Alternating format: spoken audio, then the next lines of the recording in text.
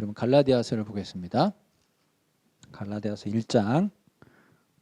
자, 신약 성경 302페이지.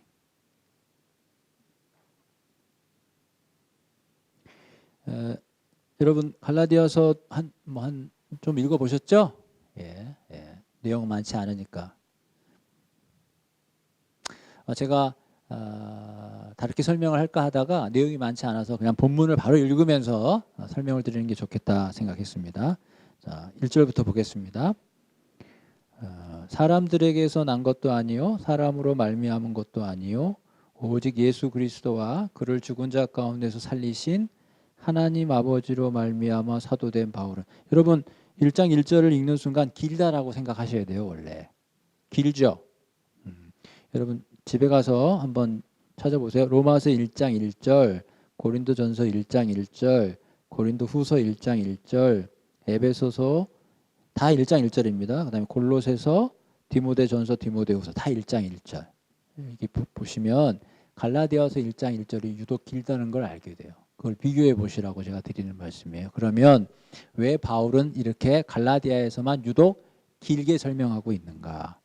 뭘 길게 설명하고 있죠? 자기가 어떻게 해서 사도가 됐다는 것을 길게 설명해요. 1절 후반부에 봐요. 하나님 아버지로 말미암아 사도됐다. 이 부분이에요. 예수 그리스도와 하나님으로 말미암아 사도가 됐다라고 한 본인이 어떻게 해서 사도가 됐는지를 길게 설명했어요. 왜일까요? 여러분 갈라디아 교회에 지금 바울이 편지를 하게 된 가장 중요한 이유가 뭡니까? 누군가가 갈라디아 교회에 와서 다른 복음을 전하고 있고 그것 때문에 갈라디아 교인들이 믿음이 흔들린다는 것을 듣고 지금 바울이 화도 나고 또 안타까움에서 지금 편지를 쓰는 거예요. 그런데 1장 1절에서 이렇게 본인이 왜 사도가 됐는지를 길게 설명을 했고요. 그 다음에 조금 점프해 보겠습니다. 1장 12절에 보세요. 본인이 전한 복음 11절 형제들아 내가 너희에게 알게 하노니 내가 전한 복음은 사람의 뜻을 따라 된 것이 아니라 아까는 사람에게서 난 것도 아니요 1장 1절에 여기서는 사람의 뜻을 따라 된 것도 아니고 12절 내가 사람에게서 받은 것도 아니요 아까 1장 1절에 사람으로 말미암은 것도 아니요 비슷하죠? 오직 예수 그리스도의 계시로 말미암은 것이라. 자, 말미암다란 말 나왔죠. 1장 1절에도 말미암아, 1장 12절에도 말미암아. 1장 1절에는 본인이 어떻게 해서 사도가 됐는지를 설명해요. 1장 12절에서는 본인이 어떻게 해서 복음을 갖게 되었는지를 설명해요. 결론인즉슨 본인이 사도가 된 것은 예수님과 하나님으로 말미암아 됐고 본인이 복음을 갖게 된 것도 누구한테 배운 게 아니라 예수님으로부터 계시를 받았기 때문에 본인이 복음을 알게 되었다 이 말이에요. 이걸 지금 주장하고 있어요. 강하게. 왜냐?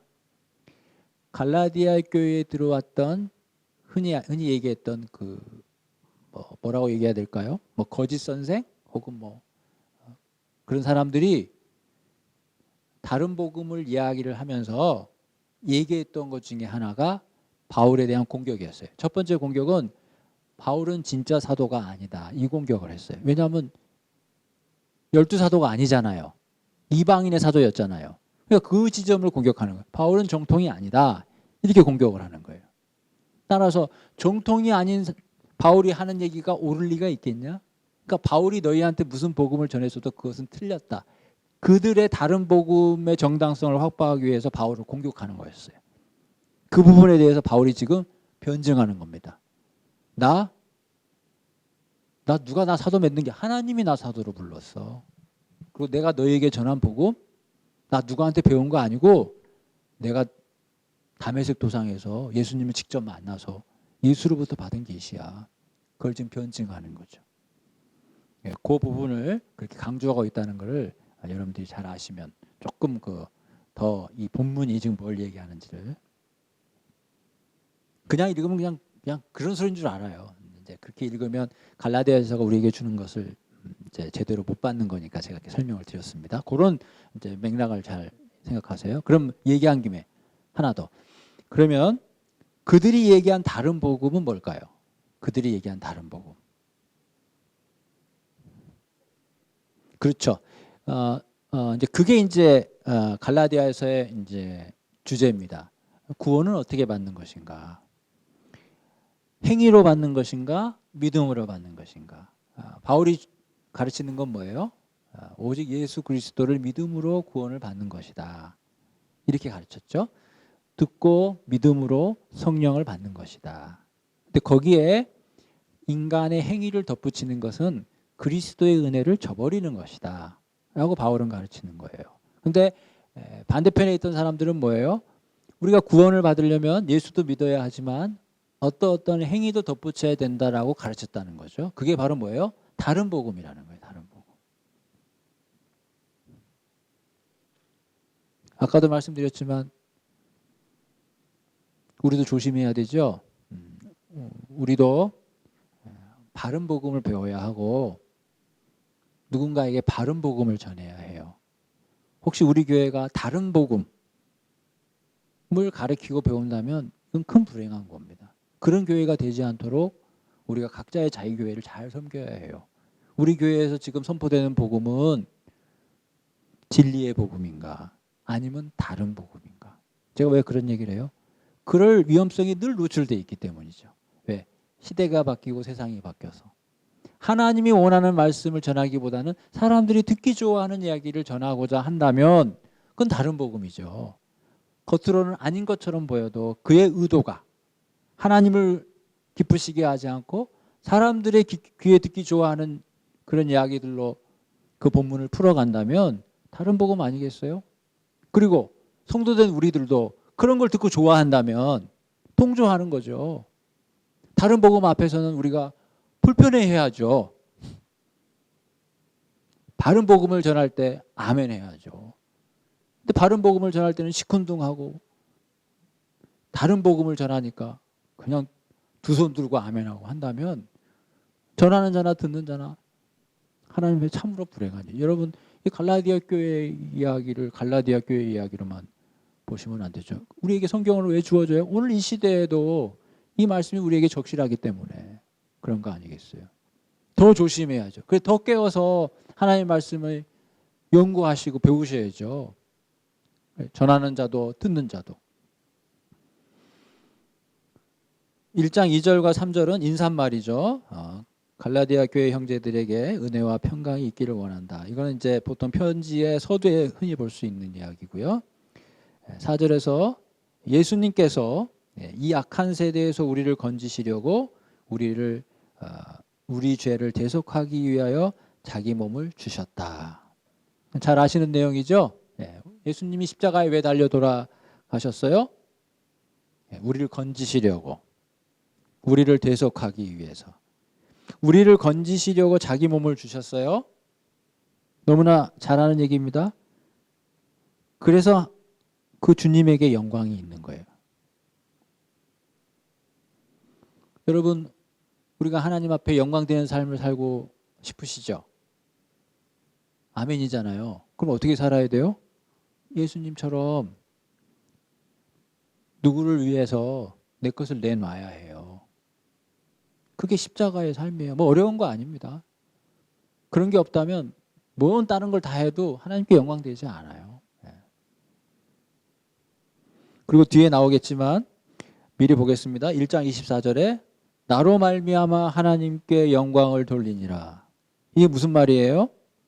바울이 7, 8년 동안 1장 21절에 내가 수리아와 길리기아 지방에 이르러서 전도를 했다는 거예요. 그러니까 어떤 사람들이 바울을 저 사람은 우리를 핍박했던 자인데 지금은 예수님을 전하네? 23절 다만 우리를 박해하던 자가 전에 멸하려던 그 믿음을 지금을 전한다 함을 듣고 그 사람들이 바울 때문에 하나님께 영광을 돌렸대요. 여러분, 우리는 어떨 때 하나님께 영광을 돌릴 수 있어요? 내가 복음을 전할 때 사람들이 나를 통해서 하나님께 영광을 돌린다고요. 하나님께 영광을 돌리는 삶 제가 두 가지 얘기했습니다. 예수님처럼 누군가를 위해서 나를 내어줄 때, 그리고 누군가를 위해서 누군가에게 하나님의 복음을 전할 때 그들이 나를 통해서 하나님께 영광을 돌린다고요. 마태복음 5장에 있는 것처럼 너희의 착한 행실을 보고 하나님께 영광을 돌리게 하라. 내 자신을 내어주는 게 착한 행실이잖아요. 너무나 쉽고도 간단합니다. 우리는 하나님께 영광되는 삶을 살고 싶어요. 그럼 첫째, 복음을 전하세요. 둘째, 누군가의 유익을 위해서 내 자신을 내어주세요. 그것이 시간이 되었던 물질이 되었던 선한 일을 하라 이 말입니다. 착한 행실을 하라고요. 이웃을 사랑하라 그 말입니다. 까닭 없이. 그러면 하나님께 영광이 된다고요. 제가 도전을 하자면 우리는 어떤 예배 행위와 신앙 행위를 통해서 하나님께 영광을 돌리려고 하는 경향이 많아요. 예배당을 크게 짓는데 내가 크게 기여했다든지 여러분 오해하지 마세요. 그걸 제가 폄하하는 게 아닙니다. 그런데 정말 우선순위는 그거보다 앞선 게 있다고요. 그게 뭐예요? 까닭없이 이웃을 사랑하는 거. 그리고 하나님의 복음을 이 땅 가운데 전할 때 그때 하나님께 영광이 돼요. 내가 형편이 어려운데 헌금 많이 못하는데 어떡하겠어요. 시간이 없어서 교회 봉사 많이 못하는 거 어떡하겠어요. 하면 좋겠지만 그러나 진짜 하나님께 영광 되는 삶은 여기에 있다는 것을 여러분 놓치시면 안 된다는 거예요. 제가 교회 봉사하고 하는 거를 폄하하는 게 아니에요. 우선순위에서 순위가 바로 잡혀야 된다. 이게 바로 잡히지 않으면 여러분 다른 복음 될 수 있어요. 다른 복음 될 수 있다고요. 그 다음에 6절에 바로 본론으로 들어가서 바울이 화가 났어요. 1장 6절입니다. 다른 복음을 따르는 걸 내가 참 이상하게 생각한다. 내가 이상하게 생각한다. 여러분 바울 서신이 이제 여러분 이제 13개라고 하죠. 13개. 그렇죠. 근데 이제 여러분 교회에서 듣다 보면 어떤 목사님은 7개라고 설명하기도 합니다. 너무 놀라지 마세요. 13개인데 13개인데 어떻게 7개? 학자들이 그렇게 주장을 해요. 13개라고도 하기도 하고 7개라고도 해요. 나머지 6개는 뭐냐? 바울의 제자가 썼다 이렇게 얘기하기도 하는데 보통은 13개로 받아들이는 게 정답입니다. 근데 간혹 이제 조금 신세대 목사님은 7개라고 주장하기도 할 때 너무 놀라지는 마세요. 교회에서. 왜냐하면 이제 강사 목사님이 오셨는데 갑자기 그럴 수 있잖아요. 요즘 지금 바울의 세 관점이라는 것도 이제 한가닥 유행하는데 이제 이런 그런 것들은 참 조심해야 되는 것들이라서. 근데 이제 뭐든지 새로운 건 신상은 좋은 거라고 막 소개하는 경우가 많아요 교인들한테. 그러니까 여러분 제가 이런 말씀을 드리는 거는 잘 분별하시라고. 너무 놀라지 마시라 그렇게 얘기하는 경우도 있다. 근데 우리는 13개라고 보는 게 맞다. 근데 바울의 그 13개의 그 복음서들 중에 갈라디아에서 갖고 있는 특징 중에 하나가 바로 6절입니다. 뭐냐면 보통은 1절부터 5절까지 인사말을 하고 난 다음에 보통은 하나님께 감사해요. 예를 들어서 데살로니가 교인들이 하나님 앞에 그렇게 믿음으로 성장하는 걸 내가 듣고 너무 하나님 앞에 감사했다. 이런 얘기들이 일종의 칭찬이 있는 거죠. 나중에 할 말이 따로 있더라도 먼저 서신에 서론에 인사말을 한 다음에 두 번째는 보통 하나님 앞에 감사를 해요. 근데 감사가 없는 유일한 책 중에 하나가 갈라디아서입니다. 왜요? 화가 났거든.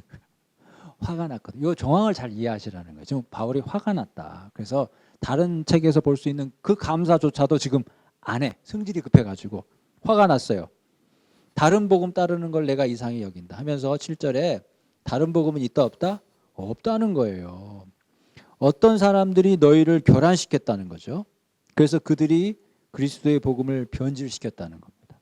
여러분 이 시대에도 귀담아 들을 말이죠. 예, 우리는 우리 교회를 담임하는 사역자들이 늘 하나님 앞에 진리의 복음을 선포할 수 있기를 위해서 우리가 기도해 드려야 돼요. 그리고 여러분들이 성경을 그렇게 알아야 돼요. 그래야 목사님이 다른 얘기 잘 안 합니다. 뭔 얘기를 해도 아멘을 하니까 여러분 반성하셔야 돼요. 우리 성도니까 하는 소리입니다. 그냥 아무 얘기를 해도 다 아멘 하니까 이래도 되는가 보다라고 하시는 거 아니냐고요. 우리끼리 하는 얘기니까. 성도의 책임도 있어요. 아닌 얘기할 때는 가만 계셔야죠. 그럼 목사님도 내가 준비를 안 했더니 반응이 없네. 이렇게 하실 거 아니에요. 다음에 준비 잘해야지. 이렇게 해서 교회가 발전해야죠. 그냥 뭔 얘기를 해도 그냥 다 아멘이라고 하니까. 딴 얘기를 해도 아멘 하시니까. 어느 집에 강아지 그래도 아멘 하니까 그게 아멘 할 소리입니까? 무턱대고 아멘 하시니까 그게 또 믿음이라고 생각하니까 그게 참 어려워요. 그래서 여러분 하나님을 잘 알아야 돼요. 물론 그 심정은 알겠어요. 내가 하나님 말씀은 1.1핵도 제가 다 아멘으로 받겠습니다. 그 순진한 마음은 제가 알겠는데 그럼 어린아이에 머무르는 거죠. 순진한 어린아이에 머무는 거라니까요. 여러분 성도가 성장하셔야 교회가 성장하는 거예요. 그러니까 우리 책임도 있다고요. 그러니까 여러분 열심히 성경을 배우세요. 그래야 목사님도 학생들이 질문 어려운 거 하잖아요. 뭐 선생님들이 공부 많이 해갖고 들어옵니다. 근데 학생들이 질문 안 하면 선생님들이 그냥 옛날에 했던 거 해도 그냥 학생들 그것도 못 알아들어가지고 막 이러고 있잖아요. 제가 여러분에게 도전하는 거예요. 목사님만큼 성경 많이 보셔야 돼요. 노력하셔야 합니다. 목사님만큼. 그렇게 못 보겠죠. 그러니까 호랑이 그리다 안 그러면 고양이라도 그럴 거 아니겠어요. 제가 뭔 얘기를 합니까? 그래야 우리의 교회가 바른 복음에서 떠나지 않아요. 예. 목사님도 처음부터 그러려고 그러지 않았어요. 근데 말씀을 얘기하니까 졸고 예화하고 세상 얘기하니까 성도들이 좋아하니까 자꾸 그 얘기를 하게 되는 거잖아요. 누구 책임입니까? 성도들 책임이죠. 딱딱한 얘기하면 그냥 졸고 어렵다고 그러고 그냥 맨 쉬운 얘기만 해줘야 돼. 마치 어린아이처럼 떠먹여서 먹어줘야 돼. 스스로 구워 먹어야 되는데. 다른 복음은 없는 거예요. 그 다른 복음이 없이 지켜야 되는 겁니다. 근데 여기서는 문제가 뭐냐? 어떤 사람들이 그렇게 했다는 거예요. 자, 이 어떤 사람들은 누군가? 자, 2장 4절을 보겠습니다. 오늘은 30분 늦게 시작하기 때문에 30분 늦게 끝나는 거예요. 2장 4절에 자, 지금부터는 어떤 사람이 누군지를 한번 살펴보겠습니다. 2장 4절에 이는 가만히 들어온 거짓 형제들이다 이렇게 표현했어요. 거짓. 그들은 그리스도 예수 안에서 우리가 가진 자유를 엿보고 우리를 종으로 만들려고. 그러니까 우리가 애껏 주님의 은혜로 자유자가 됐는데 이 사람들이 들어와 가지고 우리를 다시 율법의 종으로 만들려고 한다 이거지. 거짓 형제들이다. 바울은 그렇게 얘기해요. 3장 1절을 보겠습니다. 어리석도다 갈라디아 사람들아 예수 그리스도께서 십자가에 못 박히신 것이 너희 눈앞에 밝히 보이거늘 너희가 예수님 믿고 구원받았잖아. 근데 누가 너희를 꿰냐 이 말이죠. 누가 깼어요? 거짓 형제들. 그 얘기하는 겁니다 지금. 4장 17절 보겠습니다. 4장 17절. 그들이 너희에게 대하여 열심 내는 것은 좋은 뜻이 아니다. 이런 사람들이 열심 내면 곤란하겠죠. 예. 이단이 열심 내면 곤란하잖아요. 그들이 어떤 열심을 냈냐? 너희를 이간시켰다 이거지.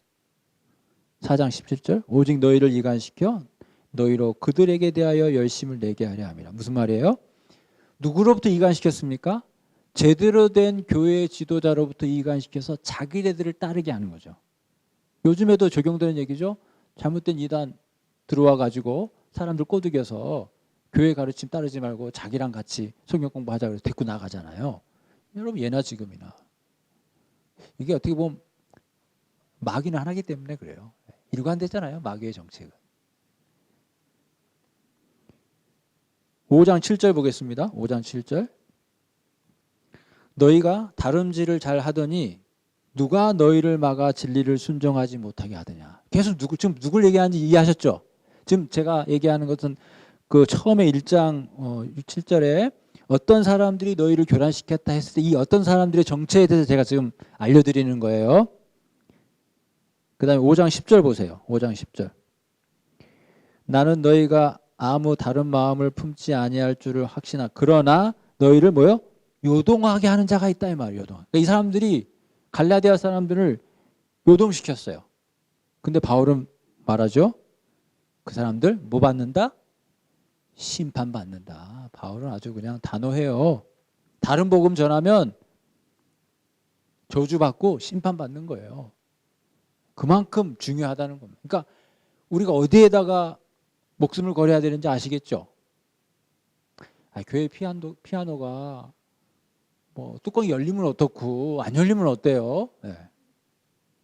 교회 의자가 3열이면 어떻고 4열이면 어때요? 네. 우리 성도들이 그런 걸로 목숨 걸 필요 없어요. 그냥 하면 돼요. 진짜 목숨 걸어야 될 것은 이거예요. 이거. 우리 교회의 복음이 진짜 복음이냐 가짜 복음이냐 거기에 눈을 부라려야 되죠. 근데 뭔 그냥 뭐 행정에 그냥 눈을 부라리고 뭐 이게 법이 맞네 법이 틀리네 뭐 품으셔야 한다니까요. 품으셔야 돼요. 다 품으세요. 다 품으세요. 그 사람이 큰 사람이에요. 예수님은 다 품었잖아요. 우리까지 품었잖아요. 그 다음에 5장 12절 보세요. 너희를 어지럽게 하는 자들. 이게 골치 아픈 사람들이에요. 너희를 어지럽게까지 한대요. 또 있어요. 여러분 다 끝난 줄 알았죠? 6장 끝에, 그러니까 보세요. 지금 1장부터 끝에까지 이 사도 바울이 이 거짓 형제에 대해서 아주 그냥 예민하게 반응을 하고 있는 거죠. 6장 12절에 뭐라고 돼 있어요? 무릇 육체의 모양을 내려 하는 자들이래요. 그들이 억지로 너희에게 할례를 받게 함은 그들이 그리스도의 십자가로 말미암아 박해를 면하라 함이라. 이 사람들은 어떤 사람이다? 육체의 모양을 내려고 하는 사람들이고 억지로 갈라디아 교인들에게 뭘 받게 하려고 해요? 할례를 받게 하려는 사람들이다 이 말이죠. 다시 1장으로 넘어옵니다. 자, 여러분 정리됐죠? 네, 갈라디아 교회에 어떤 사람들이 들어왔는데 이 사람들이 어떤 문제를 일으켰는지 이 본문들을 통해서 대략 상상이 되시죠? 예. 그 중에 특별히 뭐예요? 자기네들도 율법을 못 지키면서 할례 지키라고 그런다 이 말이죠. 그렇게 사람들을 흔들어 놨다 이거지. 다시 1장 7절로 넘어와요.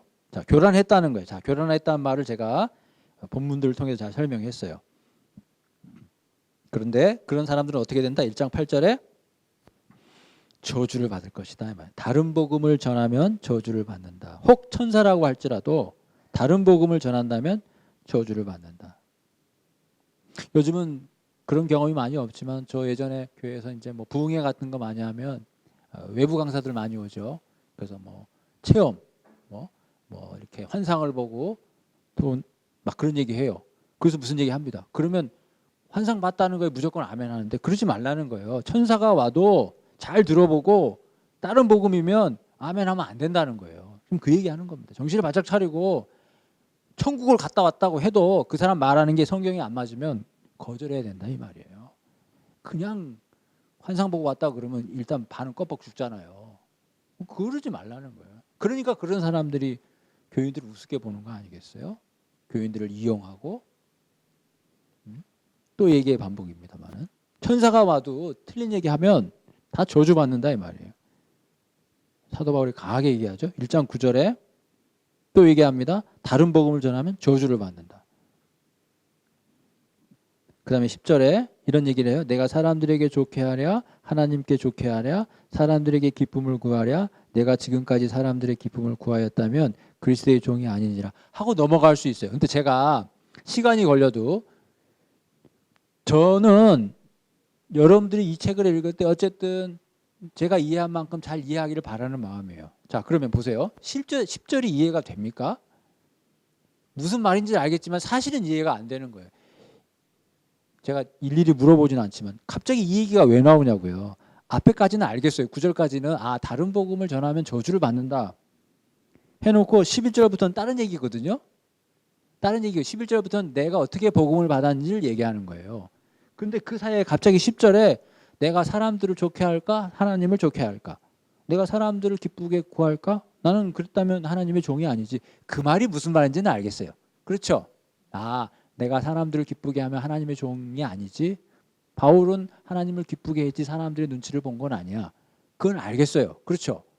1차적인 의미는 알겠으나 이 문맥에서는 이게 도대체 무슨 말이냐 이 말이에요. 저는 모르겠더라고요. 당최. 그래서 어떻게 해요? 열심히 책을 찾았죠.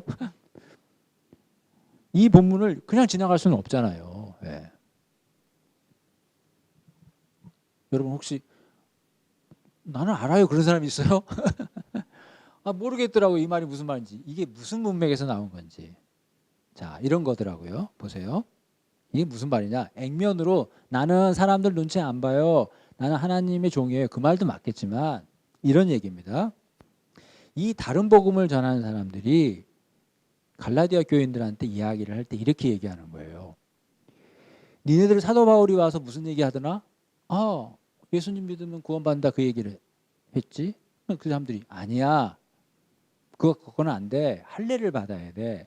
음식법을 지켜야 돼. 절기를 지켜야 돼. 이런 얘기를 했다는 거거든요. 그게 다른 복음이라는 거죠.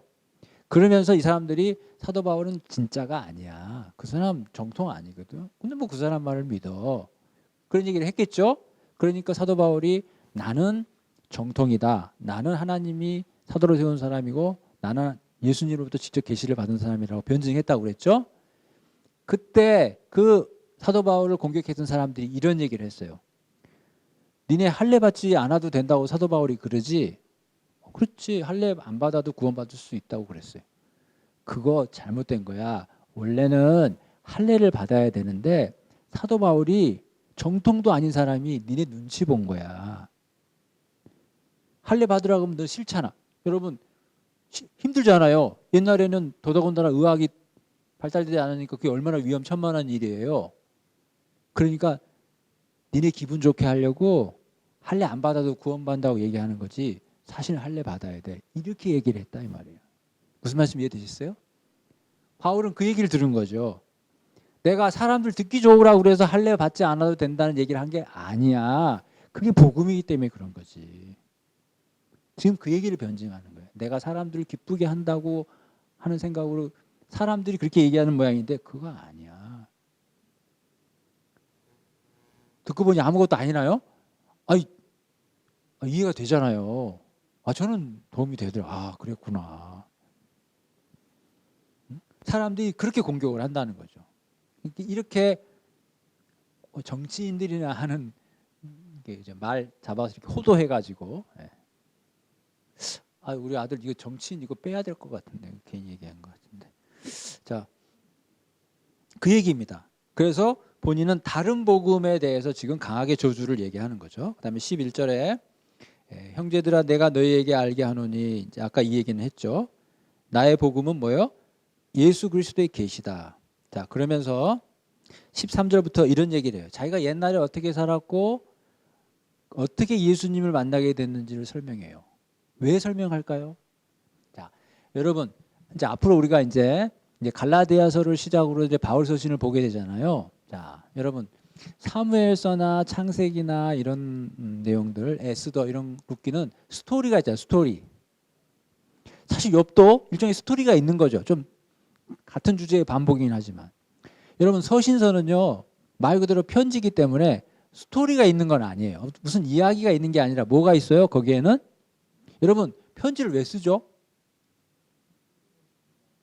그렇죠. 내가 뭔가를 하고 싶은 말이 있기 때문에. 그러니까 편지는 그 말이 있는 거예요. 그러니까 그 하고 싶은 그 말을 잘 읽어내는 게 편지로 된 책을 잘 읽어내는 거거든요. 그러니까 우리는 서신서를 읽을 때 바울이 지금 무슨 말을 하려고 하는지를 잘 따라가는 게 중요해요. 일종의 논리를 잘 쫓아가라는 말이에요. 그러니까 우리가 서신서를 큐티할 때 한 구절씩 떼서 큐티를 하시는 거는 좀 효과적이지 않고 어떻게 보면 위험해요. 왜냐하면 논리잖아요. 논리인데 중간에 하나를 딱 떼내면 그게 앞뒤가 없이 어떻게 해석이 되겠어요. 그러니까 큐티를 하시더라도 서신서를 읽을 때는 전체를 읽거나 한 장을 다 읽고 큐티를 하셔야지 한 구절만 떼시면 좀 효과적이지 않다. 제가 그 말씀 드리는 겁니다. 그래서 논리를 따라가야 돼요. 왜 갑자기 바울이 자기가 옛날에 어떻게 했고 어떻게 예수님 만난 일을 왜 얘기할까요? 사람은 다 똑같아요. 저와 여러분이 편지를 쓴다고 생각해 보세요. 다 이유가 있거든요. 좀 전에 뭐라고 그랬어요? 내가 받은 복음은 예수 그리스도로부터 받았다 그 얘기 했잖아요. 그러니까 그 얘기를 해줘야죠. 어떻게 예수를 만났는지를 얘기를 해줘야죠. 여러분 제가 이렇게 구구절절 설명한 이유는 성경 읽을 때 재밌으라고 그러는 거예요. 그래야 흥미가 있어요. 안 그러면 의무감에 재미가 없는데 제가 이렇게 논리가 있습니다. 잘 따라가 보세요 하는 말씀드리는 이유는 그래야 여러분 혼자 읽을 때 그나마 조금 흥미가 생긴다니까요. 제가 그걸 좀 도와드리려고 말씀을 드리는 겁니다. 시간이 가도. 그래서 13절에 이렇게 내가 이전에 유대교에 있을 때 교회를 많이 핍박했다. 14절에 내가 유대교를 지나치게 믿었다. 그리고 열심이었다. 다 아시겠죠? 다 제가 읽지 않아도. 근데 15절에 그러나 뭐요? 그 열심으로 교회를 핍박하려고 다메섹까지 갔잖아요. 그죠? 그런데 하나님께서 자기를 부르셨다는 거죠. 어디에서부터? 엄마 뱃속에서부터. 그 깨달음이 있는 거예요. 이 바울은 자기가 구원받았고 보니까 내가 인생의 중반에 예수님을 만났지만 이 은혜는 하나님께서 어머니 뱃속에 있을 때부터 나를 불렀구나. 아니, 에베소서에 있는 것처럼 창세 전부터 하나님은 나를 구별하셨구나. 에베소서가 누가 지었어요? 바울이 지었잖아요. 그 깨달음이 있는 거죠. 그리고 그 은혜로 나를 불렀다 이거예요. 누가? 하나님이. 왜 불렀어요? 16절에 이방의 사도로 삼기 위해서. 예수님을 이방에 전하기 위해서 자기에게 나타나셨다 이 말이죠. 그러니까 바울은 자기의 소명에 대해서 분명히 그 이유를 아는 거죠. 내가 왜 부름 받았는가?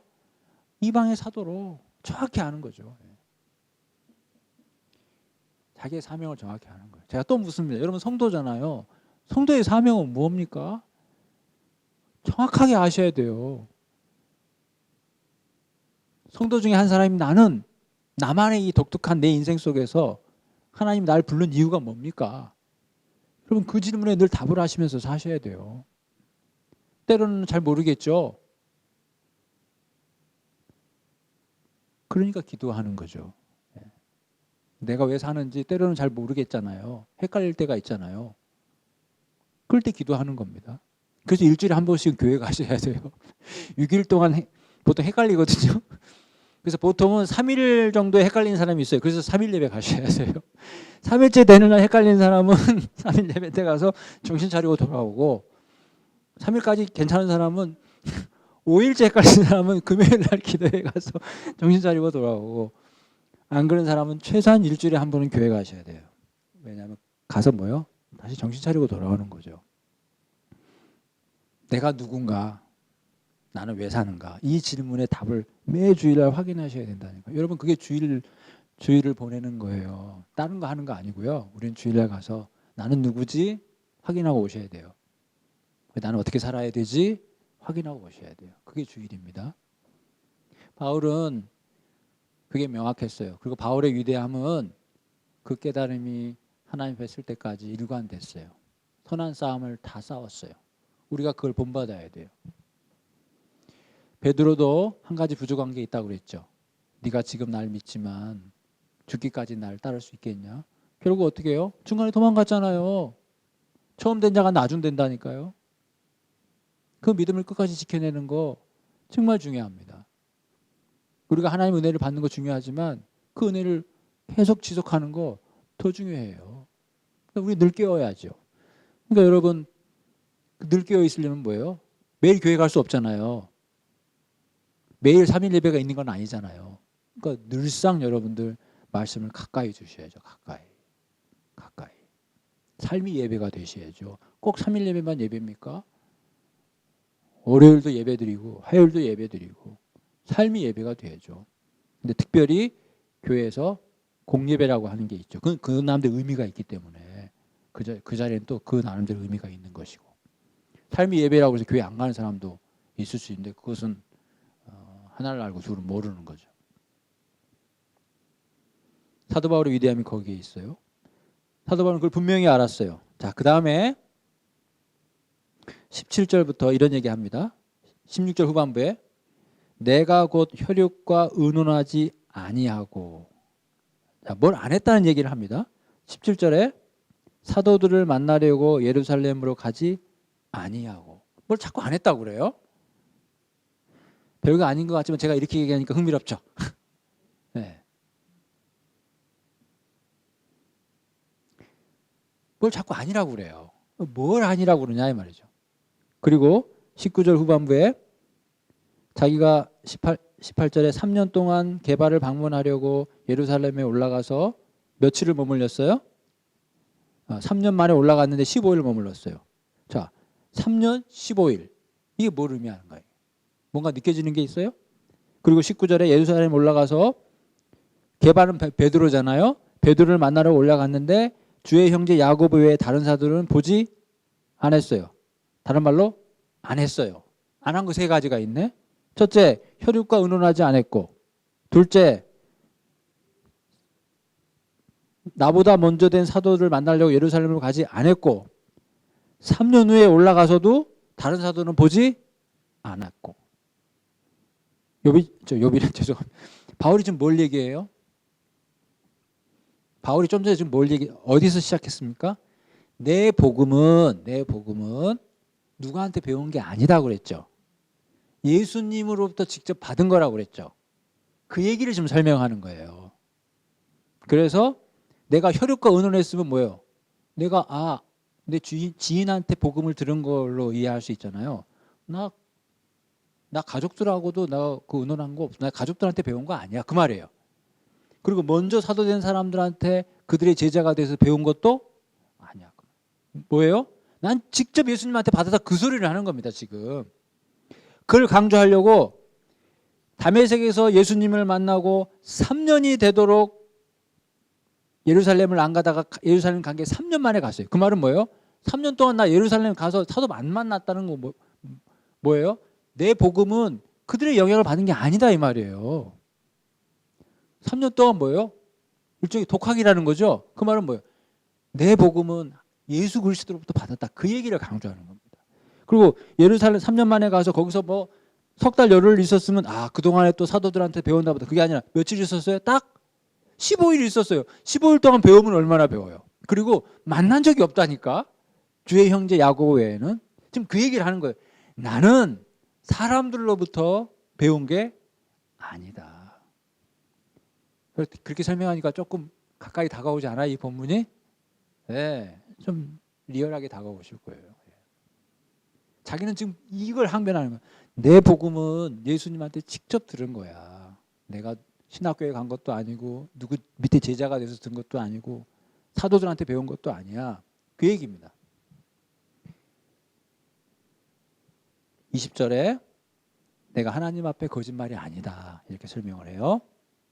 그리고 아까 읽었던 것처럼 21절에 자기가 수리기아 길리기아 지방에 다니면서 전도를 했어요. 이게 학자에 의하면 한 7, 8년 정도 되는 모양인가 봐요. 그러니까 이 기간 동안에 사도 바울이 선교 여행을 했겠죠. 근데 사도 바울의 소문을 듣고 얼굴 안 본 사람은 아까처럼 옛날에 우리를 박해했던 사람이 이제는 예수를 전하네. 그러면서 어떻게 했다는 거예요? 하나님께 영광을 돌렸다는 거죠. 자, 2장으로 넘어갑니다. 그리고 14년이 흘렀어요.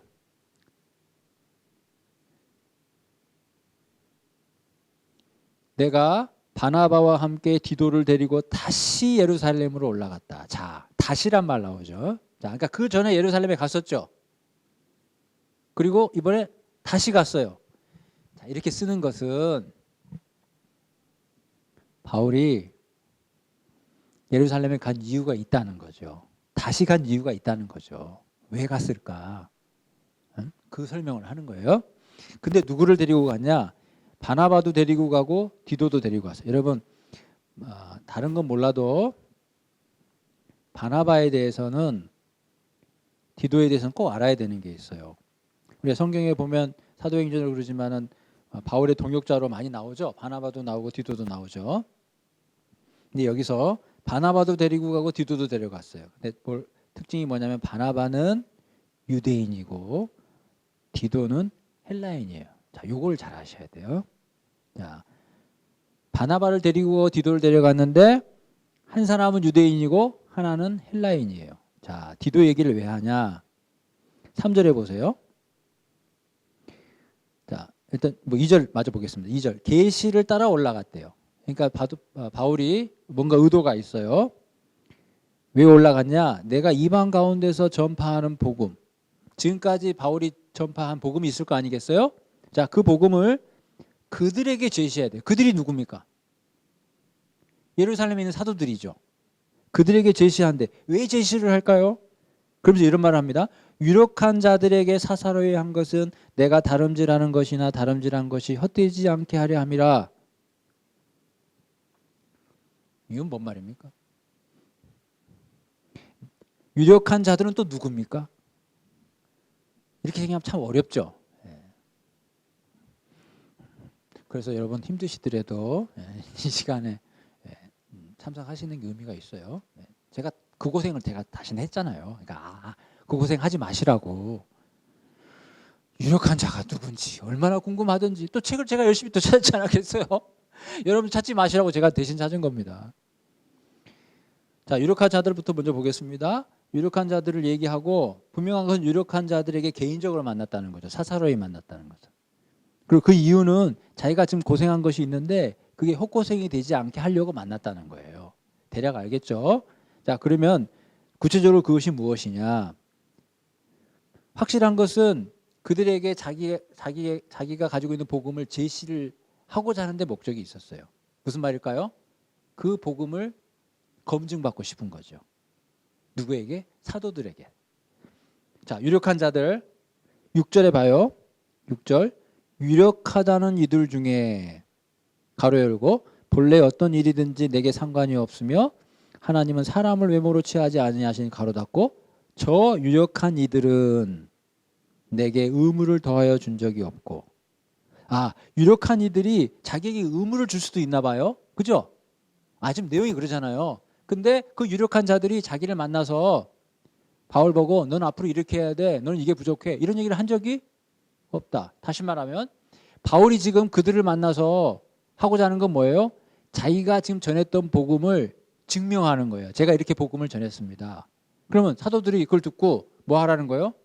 맞는지 틀리는지 의견을 구하는 거죠. 그래야 내가 다름질한 게 헛되인 것이 안 되잖아요.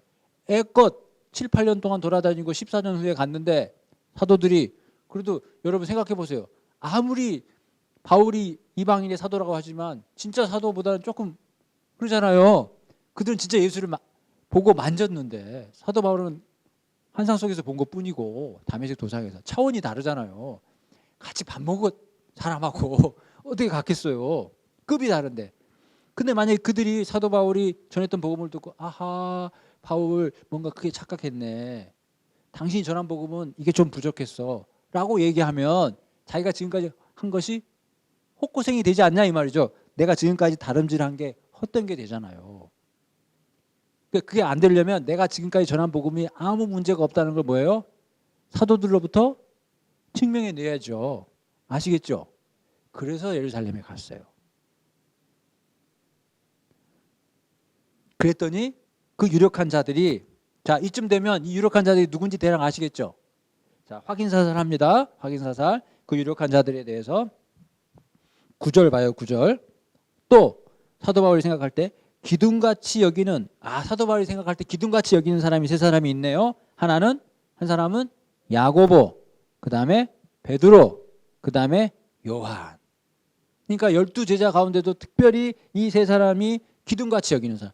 실제로 야고보는 사도행전 15장에 보면 예루살렘 총회를 할 때 그 회의를 주관했던 사람이잖아요. 지금으로 말하자면 총회장이다. 총회장. 이 야고보는 참고로 예수님 같이 변호사장에 올라갔던 베드로, 야고보, 요한을 할 때 그 야고보가 아니고 여기 얘기했던 아까 뭐예요? 어디 나옵니까? 주의 형제란 말 나오는데 안 나왔나요? 예? 10.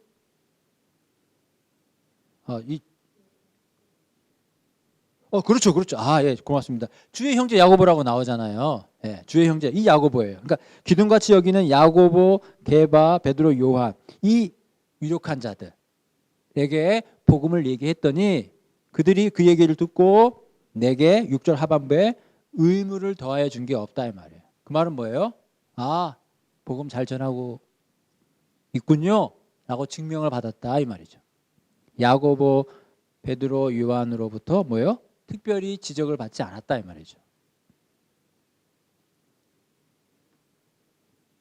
여러분 그래서 진리는 하나예요. 생각해 보세요. 바울은 이 사도들을 만나지 않았고 이 사도로부터 사사를 받지 않았어요. 그가 체험한 예수로부터 받은 그 복음이 예수님과 3년 동안 공생애를 같이 하면서 실제로 봤던 그들의 예수에 대한 증언과 다를 게 없다는 거죠. 왜? 진리는 하나니까. 그걸 좀 증명하고 있는 거죠. 여러분 여러분들에게 흥미를 야기시키기 위해서 제가 한 가지 말씀드립니다. 신약 성경은 크게 복음서와 바울 서신과 일반 서신, 공동 서신이라고 그러죠. 그리고 나머지 얘기한다면 계시록하고 사도행전 정도 얘기할 수 있는데, 물론 이제 히브리서도 거기에 들어가지 않습니다만은 큰 범주가 복음서, 보통 이제 사도복음서 하게 되면 사도행전을 포함하니까 복음서와 바울 서신과 일반 서신. 바울 서신은 지금 얘기했던 13가지인데 일반 서신에서 그 순서가 야고보, 베드로, 요한이에요.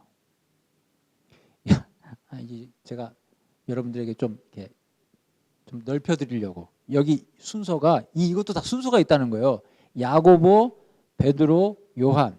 기둥같이 여기는 사람이 셋이 있는데 그 중에 굳이 서열을 따지자면 누가 1등이다? 야고보. 그 다음에 누가 2등이다? 베드로. 그 다음에 누가 3등이다? 요한. 그래서 공동서신에 맨 처음에 누가 나와요? 야고보서가 나와요. 그 다음에 베드로 전서가 나오고 요한 1, 2, 3서가 나와요. 제가 갖다 붙인 게 아니고요. 제가 다 이렇게 확인한 내용. 그러니까 그 권위, 그 기둥같이 여기는 야고보, 베드로, 요한도 9절에 보세요.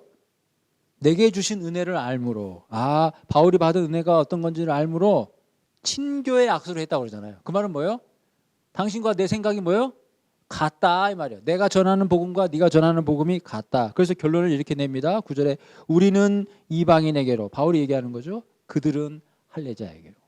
그러니까 하나님께서 유대인들에게는 사도들을 통해서,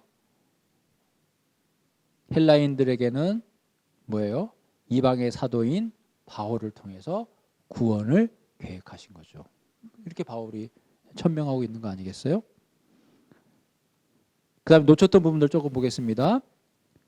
아까 2장 2절에서 이제 유력한 자들에서 그렇게 점핑을 했는데요. 3절에 보세요. 그러나 나와 함께 있는 헬라인 디도까지도 억지로 할례를 받게 하지 아니하였으니. 자, 이게 왜 나왔는지 아시겠죠? 예루살렘까지 갔어요. 자, 지금 첨예하게 대립하는 게 뭐예요? 누가 진짜 복음이냐 이 말이에요. 다른 복음은 뭐다? 그리스도 외에 할례를 더 받아야 된다라고 주장하는 다른 복음 때문에 좀 바울이 화가 난 거 아니겠어요? 그것 때문에 지금 편지를 쓰는 거 아니겠어요? 그러면 이 부분에 대해서 사도들은 누구 편을 들어주겠냐 이 말이죠. 과연 사도들도 예수를 믿음으로만 구원받는 것이냐, 아니면 거기에 할례를 더해야 되는 것이냐, 사도들의 의견은 어떻습니까? 물어볼 수 있잖아요. 궁금하잖아요. 지금 그 얘기를 하는 거예요. 그래서 디도를 데리고 갔더니 사도들이 뭐라고 그래요? 할례 받지 마라. 억지로 할례 안 받아도 된다. 그렇게 했다는 거 아니겠어요? 그 말은 뭐예요? 사도들도 바울처럼 구원받는 데 있어서 할례는 중요한 게 아니다라고 하는 것을 실제로 보여줬다는 거죠. 안 그랬으면 디도 만나는 순간 그 기둥같이 여기시는 분들이 세상에 여보 할례 받아야지 무슨 소리야? 이렇게 했을 거 아니겠어요? 근데 할례를 안 시키더라 이 말이지. 지금 이 얘기를 통해서 뭐예요? 지금 바울이 말하는 복음과 다른 복음의 차이를 바울이 좀 얘기를 하는 거죠. 2장 4절은 아까 읽었고요. 2장 5절에 복음의 진리가 항상 너희 가운데 있게 하려 함이라. 6절 읽었고요. 자, 7절에 도리어 그들은 내가 무할례자에게 복음 전함을 맡은 것이 베드로가 할례자에게 맡음과 같은 것을 보았고 베드로에게 역사하사 그를 할례자의 사도로 삼으시니, 그러니까 또한 내게도 역사하여 나를 이방인의 사도로 삼으셨다. 정리되죠? 예, 제자들을 통해서는 할례자들에게 복음을 전하게 하시고 유대인들이죠. 나에게는 이방인의 사도로 삼으셨다. 자, 이제 새로운 국면으로 넘어갑니다. 11절에 어떤 일이 벌어졌냐면 게바가, 베드로죠, 안디옥에 있었을 때에 책망받을 일이 있어서 내가 바울이 대놓고 화를 냈다 이 말이죠. 누구한테? 베드로한테. 여러분 아까 기둥같이 여기는 베드로라고 그랬죠. 예? 그렇지만 복음 앞에서는 기둥이고 뭐고 소용없다 그 말이에요. 아무리 기둥 같아도 지금 무슨 일을 하고 있냐 이 말이죠. 지금 안디옥에서 무슨 책망받을 일을 했다는 거예요. 그 일이 뭔가 보겠습니다. 12절에 야고보에게서 온 어떤 이들이 이르기 전에, 자 무슨 말인가? 그럼 야고보에서 온 사람들이라고 하는 것은 예루살렘에서 왔다는 거죠. 예루살렘에서 사람들이 갈라디아로 온다는 얘기를 들었어요. 그럼 누가 올까요? 유대인들이 오겠죠. 그 얘기를 베드로가 듣고 이방인하고 같이 밥을 먹다가 그들이 온다고 하는 바람에 그가 뭐요? 그 할례자들을 뭐 했다? 두려워했다는 거죠. 그래서 이방인들을 떠났어요. 같이 밥 먹고 있던 것을 부랴부랴 떴다는 거죠. 왜 두려워했을까요? 유대인들에게는 그 세 가지 특별히 그 중요하게 생기는 율법이 있다고 그랬죠. 할례, 그다음에 음식법, 그다음에 절기 지키는. 그러니까 이방인들하고 밥 먹는 거는 유대인들은 생각도 못 하는 거죠. 그래서 베드로도 처음엔 그랬잖아요. 사도행전에 보니까. 그랬더니 하나님이 환상 가운데 보자기에다가 부정한 걸 쭉 내리면서 내가 거룩하게 했으니까 너 먹어도 된다. 그 바람에 베드로가 고넬료의 집에 들어가지 않습니까? 그전에 생각도 못했던 거죠. 그렇게 배웠던 베드로인데 이 순간에는 글쎄요, 왜 그런 거 있잖아요. 괜히 책 잡히기 싫어서 괜히 뭐 내 입소문 내기 싫어. 그럴 수 있잖아요. 베드로가 지금 예수님을 부인하는 게 아니잖아요. 어떤 인간적으로 볼 때 내가 밥 먹고 있는 설명하기도 귀찮고 이유는 어쩐지 모르겠으나 내가 이렇게 이방인하고 밥 먹고 있는 것을 보고 토를 잡을 걸 생각을 했던지 그게 두려워서 떠났다는 거죠. 근데 그 부분이 바울이 볼 때는 잘못했다 이거지. 네가 그렇게 그런 경험을 했으면서도 떳떳하게 밥을 먹어야지. 그 유대인들이 그렇게 생각한다고 유대인한테 잘 보이려고 네가 그래서 되겠느냐. 유대인들한테 잘 보이려고 하나님의 복음을 훼손시키자. 그래서 지금 바울이 화가 난 거거든요. 13절에 남은 유대인들도 그렇게 외식했다는 거죠. 하다못해 바나바도 그 외식에 유혹됐다는 거죠. 시간이 없어 많이 말씀 못 드리지만 우리도 신앙생활 하면서 충분히 이런 거 있을 수 있어요. 우리가 복음을 저버리는 건 아니지만 그런 거 있잖아요. 왜? 그러니까 그런 부분에 뭐 영적 예민함이라고 할까요? 네. 바울은 그걸 용납하지 않는 거죠. 바울은 14절에 그것을 이렇게 표현합니다. 그들이 복음의 진리를 따라 행하지 아니했다. 이렇게 평가해요. 아, 대단하죠? 상대방이 베드로인데도 가차 없어요. 수제자 베드로인데도 당신이 지금 이렇게 하는 것은 복음의 진리를 따른 게 아니다. 대단한 소신이죠. 그리고 모든 자 앞에서 또 개인적으로 부르는 것도 아니고 모든 자 앞에서 따졌다는 거예요. 게바에게 일렀다는 거예요. 망신 주든 말든 어쨌든 모든 자 앞에서. 그러면서 내가 유대인으로서 이방인을 따르고 유대인답게 살지 아니하면서 억지로 이방인을 유대인답게 살게 하느냐. 이해되시죠? 자, 그러면서 이제 일종의 이제 바울이 자기의 신학을 설명합니다. 신학을. 어떤 신학? 흔히 얘기하는 어떻게 해서 구원을 받을 수 있겠는가. 지금까지 얘기했던 걸 뭐 정리한다고나 할까요? 자, 이렇게 얘기합니다. 15절. 우리는 본래 유대인이요 이방 죄인이 아니었다는 거죠. 자, 그런데 16절부터 사람이 의롭게 되는 것은 율법의 행위로 말미암는 것이 아니고 오직 예수 그리스도를 믿음으로 말미암는 줄 알므로 우리도 그리스도 예수를 믿나니 이는 우리가 율법의 행위로서가 아니고 그리스도를 믿음으로써 의롭다 함을 얻으려 함이라. 율법의 행위로서는 의롭다 함을 육체가 없다. 율법의 행위란 말이 3번이나 나오죠. 16절에 무려. 뭘 강조해요? 의롭게 되는 것은 율법의 행위에 있는 것이 아니다. 뭐에 있다? 믿음에 있다. 믿음에 있다. 믿음 외에 어떤 것도 가감해서는 안 된다는 거죠. 17절 만일 우리가 그리스도 안에서 의롭게 되려 하다가 죄인으로 드러나면 그리스도께서 죄를 짓게 하는 자냐 결코 그럴 수 없느니라. 만일 내가 헐었던 것을 다시 세우면 내가 나를 범법자로 만드는 것이라. 어렵죠? 저는 어렵더라고요. 이게 무슨 말이지? 알 것 같으면서도 죄인으로 드러나 의롭게 되려 하다가 죄인으로 드러나는 경우가 있어요. 그게 뭘까요? 근데 그렇게 되면 그리스도께서 죄를 짓게 하는 거라고 따질 수 있어요? 그건 또 뭐죠? 자기는 결코 그럴 수 없대요. 내가 만일 헐었던 것을 다시 세우면 내가 나를 범법한 자로 만든다. 이거는 대략 알 수 있을 것 같아요. 뭐냐면 지금까지 뭐예요? 율법의 행위로 구원받는 것이 아니다 이렇게 얘기했잖아요. 그런데 내가 만약에 그 율법의 행위를 다시 세운다면 그건 내가 잘못된 것이다. 그 말이겠죠. 자, 그러면 17절만 설명해 볼게요. 내가 그리스도 안에서 의롭게 되려 하다가 죄인으로 드러나는 경우가 있어요? 있겠죠. 자, 조금 전에 뭐라고 그랬냐면, 자, 이제 오늘 다 할 수 있을지 모르겠지만, 자, 이제 여러분 갈라디아서를 딱 배우고 나면 여러분이 지금까지 알고 있는 거는 제가 알고 있는 것처럼 갈라디아 2장 20절 내가 그리스도와 함께 십자가에 못 박혔다. 내가 사는 것은 믿는 믿음 안에서 사는 것이다. 그리고 갈라디아서에서는 율법으로 구원받는 육체는 아무도 없다. 그래서 오직 예수님은 믿음으로 구원받는 것이다. 그렇죠. 자, 그런데 이제 제가 기대하는 거는 갈라디아를 다 읽고 나면 뭘 꼭 아셔야 되냐면 율법이란 무엇인가?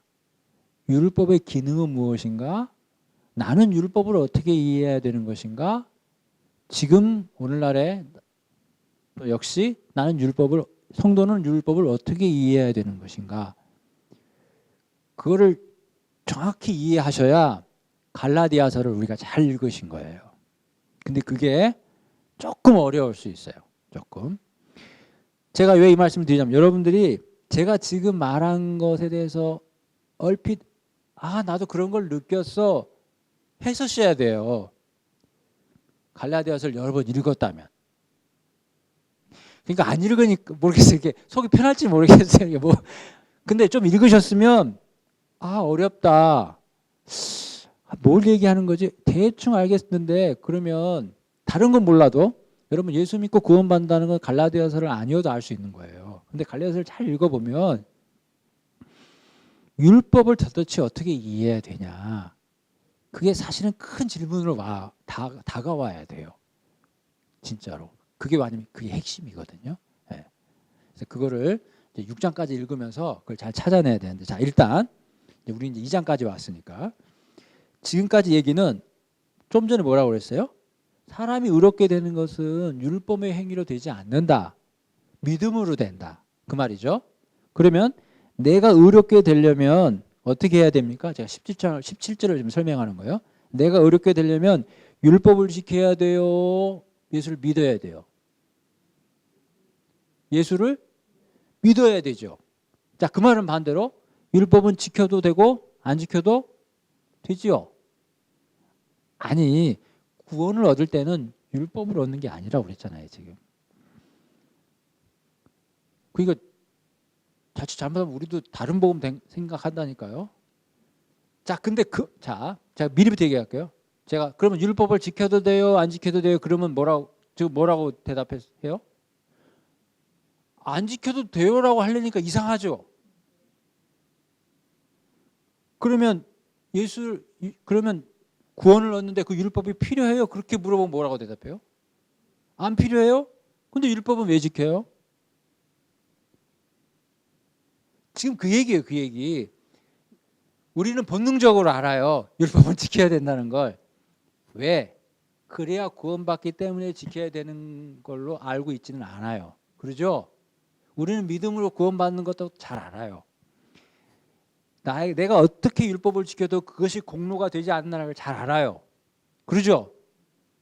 근데 거기다 대놓고 단도직입적으로 그럼 율법은 지켜야 돼요? 말아야 돼요? 물어보면 그래도 지켜야 된다고 대답해요. 왜 그런지 아세요, 여러분? 여러분들이 왜 그런 대답을 하는지 아세요? 여러분 안에 성령이 있어서 그래요. 뜬금없습니까? 제 말이? 성령이 있으니까 그렇게 얘기하는 거예요. 논리는 안 맞죠? 말로는 지금 이율배반이잖아요. 예수를 믿고 구원받는 것이지 율법을 지켜서 구원받는 거 아니라고 얘기했잖아요. 그러면 구원받는 데에서 율법은 도움이 안 되는 거죠? 그러잖아요, 논리적으로. 근데 율법은 또 지키는 게 좋다고 얘기하시잖아요. 왜 그래요? 성령 받아서 그래요. 제가 왜 그런지 이제 6장 가면서 제가 이제 그거 다 이렇게 설명해 드릴게요. 성령 받으니까 그 얘기하는 거예요. 그러면 논리적으로 안 맞는 것 같아도 성령을 받았기 때문에 그게 다 논리대로 맞게 돼 있어요. 이게 읽어보시면 이제 오늘 못해더라도 이제 못하게 생겼어요. 6시 반이에요. 다음 시간까지 여러분 우리가 지금까지 뭐 성경 여러 권 하진 않았지만 제가 기대하고 바라는 게 뭐예요? 우리가 공부를 한 성경은 첫째 여러분들이 혼자 다 읽을 수 있어야 한다. 그게 목표예요. 둘째 부족하지만 그걸 누구한테 좀 가르쳐 줄 수 있어야 한다. 이게 목표거든요.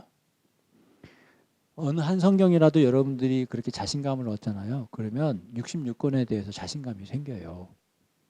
왜냐하면 성경 66권은 한 저자이기 때문에 다 통해요.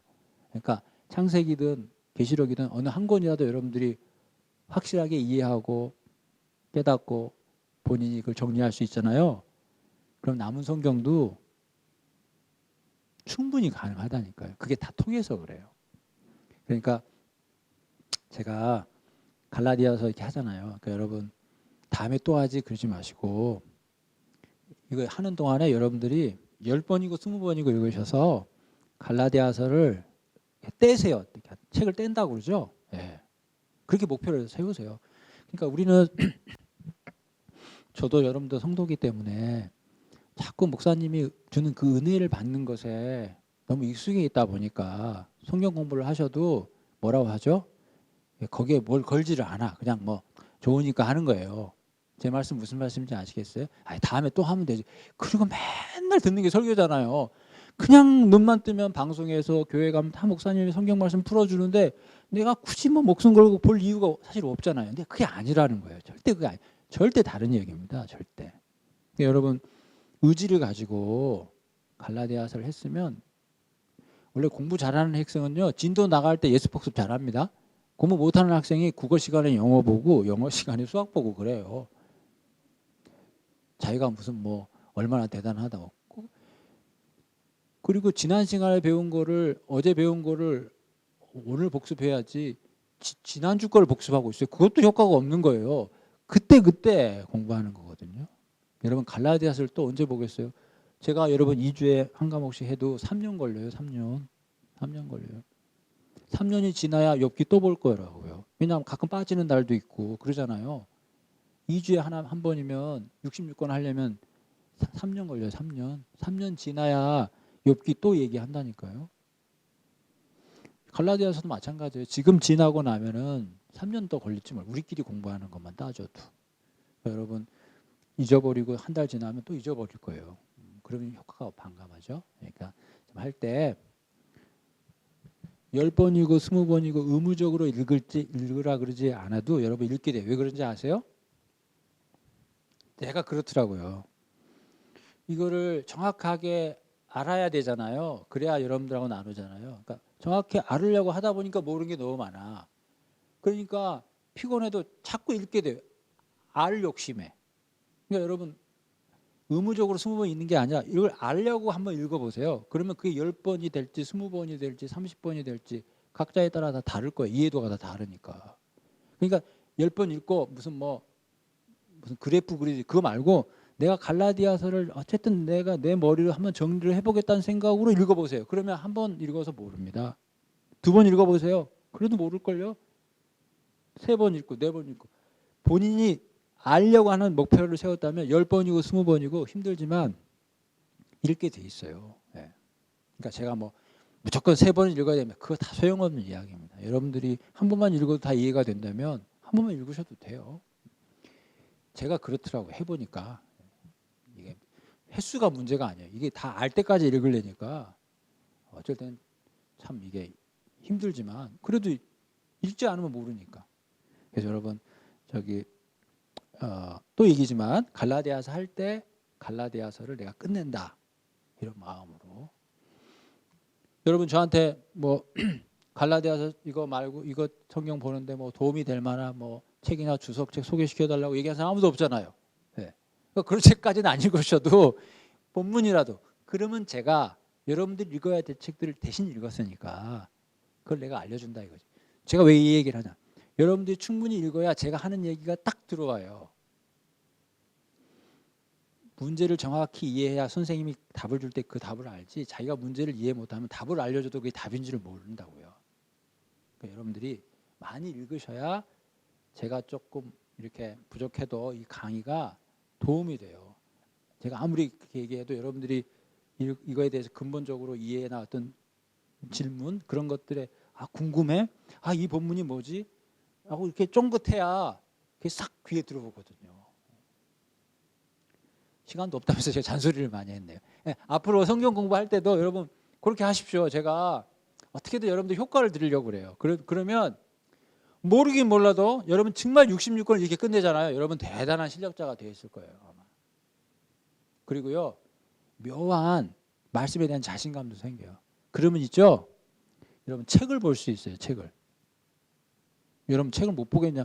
책 못 봅니다. 여러분 제가 책 이렇게 갖다 드리고 읽어보시라 그러면 하얀 건 책이요 까만 건 글씨인 줄 알겠는데 분명히 한국말인데 저 옆에 있는 저 주석서들 있잖아요. 분명히 한국말인데 이게 도대체 무슨 말을 하는지 여러분 그게 어려운 거예요. 그런 책을 어느 경우에는 읽을 수 있어야 되거든요. 왜? 그 다 은혜가 있어요 그 안에. 근데 저는 그걸 안타깝게 보는 거예요. 왜 그 은혜를 성도인 우리는 못 누리냐 이 말이에요. 왜 전문적으로 훈련받으신 목사님과 전도사님만 그 은혜를 누리냐 이거죠. 마치 다락방에다 꿀단지 감춰놓은 것 마냥 본인만 한 숟가락씩 빼먹고 우리는 그 안에 꿀단지가 있는 줄도 모르고 산 게 저는 성도로서 그게 너무 안타깝다 이 말이에요. 안타깝다. 물론 목사님들이 최선을 다해서 해주시는 걸 제가 압니다. 열심히 가르쳐 주잖아요. 근데도 뭐예요? 분명히 부족한 게 있다는 거예요. 저와 여러분이 노력해야 될 영역이 반드시 있다. 제가 그 말씀을 드리려고 그러는 거예요. 자, 그래도 했던 얘기니까 맞아요. 해야죠. 여러분, 일단 너무 많은 얘기를 하면 헷갈리니까 여기 나온 것까지만 제가 얘기를 할게요. 자, 바울은 뭐라고 그랬냐면 아마 오늘 2장으로 맞춰야 될 것 같아요. 바울은 구원을 얻는 데 있어서 율법의 행위로 되는 게 아니라 믿음으로 된다라고 누차 강조했어요. 16절에. 그러면서 하는 말이 우리가 그리스도 안에서 의롭게 되려 하다가 그 말은 뭐예요? 믿음으로 구원을 받으려고 하다 보면 율법은 조금 경시되는 경향이 있다는 거죠. 왜?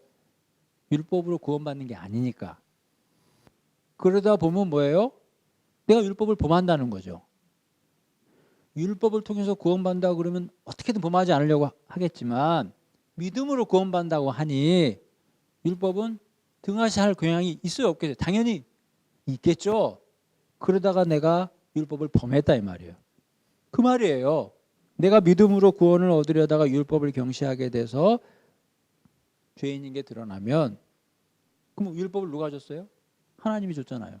그리고 믿음으로 구원받게 해준 건 누가 해준 거예요? 예수님이 그렇게 해줬잖아요. 그러니까 예수님이 나를 구원시켜주는 바람에 율법 안 지켜도 되는 거잖아요. 그럼 예수님이 결국은 나로 지를 짓게 만든 거냐 이 말이죠. 그 얘기입니다. 그 얘기. 아니다. 그게 아니다. 결코 그럴 수 없다. 로마서에도 그러죠. 은혜를 더하려고 죄를 더 짓겠느냐. 똑같은 얘기입니다. 이게 사실은 신앙의 근본적인 질문이죠. 근데 우리는 이 질문을요. 갈라디아 끝나면 우리는 그 답을 다 얻을 거예요. 지금도 그 질문 앞에 답 못하는 사람 많을 거예요. 질문은 이겁니다. 믿음으로 구원받는데 율법은 왜 존재하냐? 이 질문에 여러분 어떻게 답하시고 여러분 교인들이 어떻게 답하는지 물어보세요. 쉽지 않습니다. 근데 갈라디아서에서 그 답을 주는 거예요. 우리가 그 답을 반드시 얻어야 되는 겁니다. 자, 일단 여기까지는 그럴 수 없다는 거죠. 그럴 수 없다는 겁니다. 로마서 표현으로 얘기하자면 은혜를 더하려고 죄를 더 지을 수는 없는 거다. 다시 이야기합니다. 예수 믿고 구원받는 거기 때문에 율법을 통해서 구원받는 게 아니니까 이제는 율법을 범해도 아무렇지도 않는 거 아니냐. 그럴 수 없다는 거예요. 설령 율법으로 구원받는 건 아니지만 율법을 그렇게 대하면 안 된다는 거예요. 아시겠습니까? 그 얘기하는 거예요. 그다음 19절입니다. 내가 율법으로 말미암아 율법에 대해 죽었나니 이는 하나님에 대하여 살려 함이라. 자, 사도 바울은 내가 이제 하나님 앞에 살아있는 나는 율법하고는 관계가 없다. 혹은 율법의 영향을 받지 않는다. 그 말이겠죠. 율법에 대해서 죽었다는 건 감각이 없는 거니까. 그러면서 이렇게 얘기해요. 20절에 내가 그리스도와 함께 십자가에 못 박혔나니 그런즉 이제는 내가 산 것이 아니요 오직 내 안에 그리스도께서 사신 것이라. 자, 십자가에 못 박혔는데 그 결과 내가 살아있지만 내가 사는 게 아니라는 거죠. 그럼 누가 사는 거죠? 내 안에 그리스도가 사는 것이라. 근데 난 살아있잖아요. 그러면 예수님이 사시는 건데 나는 살아있잖아요. 예수님이 사시는 건데 내가 살아있는 나의 삶은 무슨 의미냐 이 말이죠. 그럼 나의 삶은 어떻게 살아야 되는 거예요? 자, 예수님께 살았다는 것은 내 삶의 주인이 누구다? 예수님이라는 거죠. 그래서 그걸 다른 말로 속량했다. 고린도전서 6장에 보면 예수님이 나를 값을 주고 샀다. 그래서 나는 내 것이 아니다. 이런 말을 해요. 똑같은 사도 바울이죠. 고린도전서니까. 내가 십자가에 못 박혔다는 것은 그렇게 믿고 고백하는 것은 이제 나는 내 것이 아니다라는 고백이에요. 누구 거다? 주님 거다. 그러면 주님의 몫인 내 삶을 내가 살아야 될 거 아니에요. 그러면 누구 뜻에 따라 살아야 돼요? 주님의 뜻에 따라 살아야 되잖아요. 그렇게 사는 삶을 뭐라고 그래요? 나를 사랑하사 나를 위하여 자기를 버리신 예수님을 믿는 믿음 안에서 사는 것이다. 자, 어렵지 않습니다. 나는 내가 예수님과 함께 구원을 받았다면 이제 나는 어떻게 살아야 된다? 믿음 안에서 살아야 된다. 믿음 안에서. 그게 2장 20절이죠. 그러면서 2장 21절에 내가 하나님의 은혜를 패하지 아니하노니 많이 의롭게 되는 것이 율법으로 말미암음 예수님이 헛되이 죽. 이건 이해하시죠? 율법으로 의롭게 되는 거라면 예수님이 뭐하러 죽었냐 이 말이에요. 네, 예수님의 죽음이 헛되지 않으려면 오롯이 모든 구원은 예수님의 십자가의 공로여야 되는 거죠. 거기에 무언가를 더했다면 예수님의 십자가의 공로를 훼손시키는 거죠. 예수님의 죽음을 헛되게 만드는 거죠. 자, 그렇게 해서 2장이 마무리되는 거거든요. 자, 이제 여기서 알겠어요. 바울이 뭐라고 얘기하는지 알겠어요. 그죠? 이제 뭐 자기 어떤 뭐 내용, 뭐 예수님을 어떻게 다 뭐 예루살렘 했는데 나름대로 중요한 진술은 이거죠. 구원은 율법으로 받는 것이 아니라 믿음을 통해서 받는 것이다. 조금 무게감 있는 얘기를 이제 2장에서 하면서 2장을 마쳤는데, 자, 거기서 나를 사랑하사 나를 위하여 자기 몸을 버리신 하나님의 아들을 믿는 믿음 안에서 사는 거다 그랬죠. 그러면 믿음 안에서 사는 것은 또 뭐냐 이 말이죠.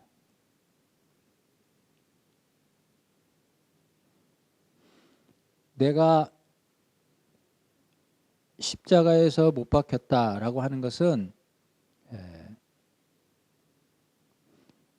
나의 주인이 주님이시다라고 하는 거라고 말씀드렸고, 그러면 나는 뭐냐? 내가 살아있으니까 나의 삶은 주님을 믿는 믿음 안에서 사는 것이다.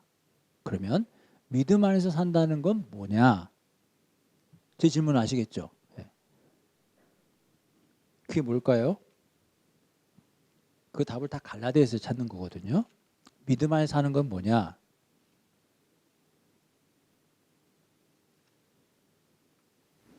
오 장 6절 보겠습니다. 5장 6절.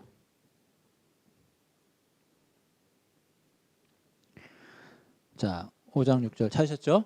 자, 그리스도 예수 안에서는 할례나 무할례나 효력이 없으되 사랑으로서 역사하는 믿음뿐이다. 자, 믿음으로 산다는 건 뭐예요? 그 믿음이 있다는 건 뭐예요? 사랑이 있다는 거죠. 믿음이 진짜 믿음이라면 이 믿음이 역사를 해요. 이 역사란 말은 일을 한다는 거죠. 히스토리 말고 하나님이 역사하셨다 그러잖아요. 하나님이 일하셨다는 거잖아요. 이 믿음이 진짜 믿음이라면 이 믿음이 일을 한다는 거죠. 역사한다는 거예요. 믿음이 어떤 일을 해요? 사랑이라는 걸 한다는 거예요. 사랑이라는 것. 자, 그러면 내가 그리스도 안에서 믿는 믿음 안에서 산다. 어떻게 보면 이것이 성도의 삶이겠죠. 성도의 삶의 전부죠. 내가 어떻게 구원받았고 구원받은 다음에 어떻게 살아야 된다는 걸 설명해 주는 거예요. 내가 구원받은 것은 은혜로 구원받은 것이다.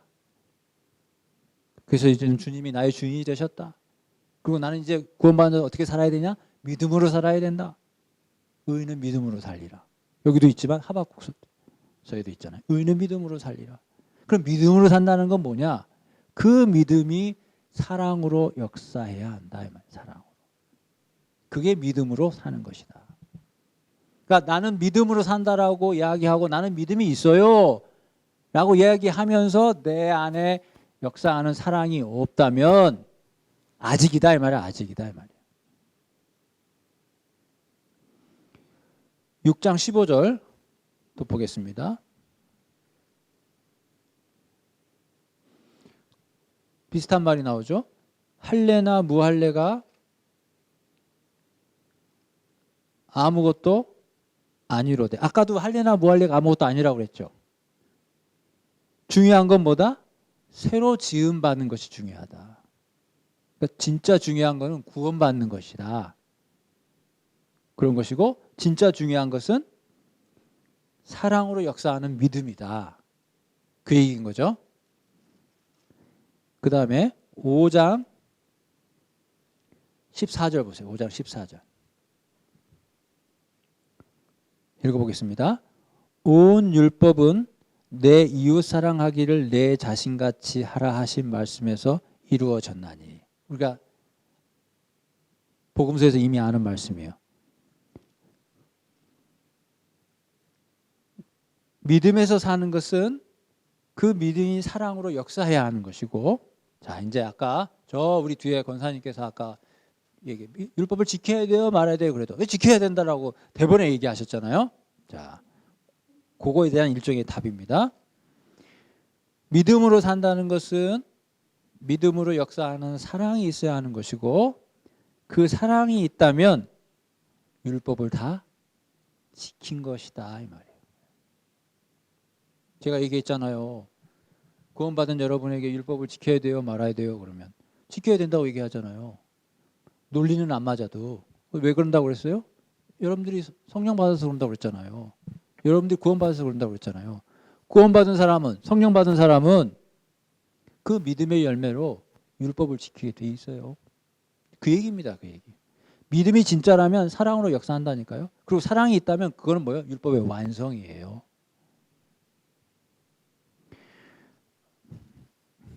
여러분 수고하셨습니다. 다음번에 3장부터 나머지 6장까지 그렇게 하도록 하겠습니다. 수고하셨습니다.